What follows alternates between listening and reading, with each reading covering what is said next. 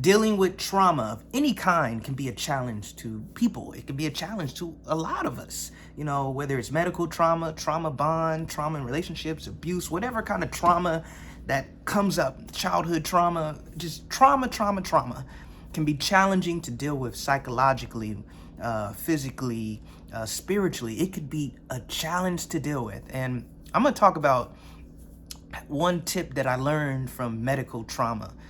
I was diagnosed with a stage 4 cancer, and I won't get into the detail of the actual diagnosis. That's for another video. But I was diagnosed with cancer in the middle of the pandemic. Talk about craziness and the mental and physical effect it had on me.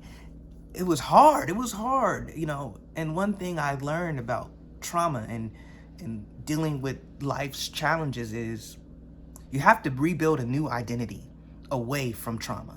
I hear a lot of people say, I'm a cancer survivor, and they identify with cancer. They become cancer, or people say, I was abused, and they become the victim. And there's nothing wrong with being a victim. That's part of our stories, right? There's nothing wrong with being a victim of something.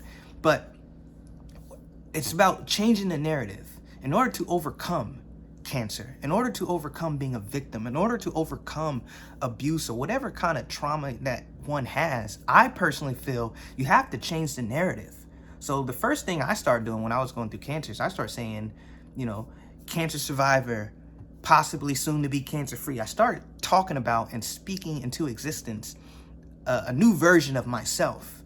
And that's what I think is the key. It's part of the key is telling a new narrative, a new story. Yes, that happened to me, but I am also this and that. And realizing that trauma can happen to you, but trauma is not you. Realizing that it happened to you, but it's not you.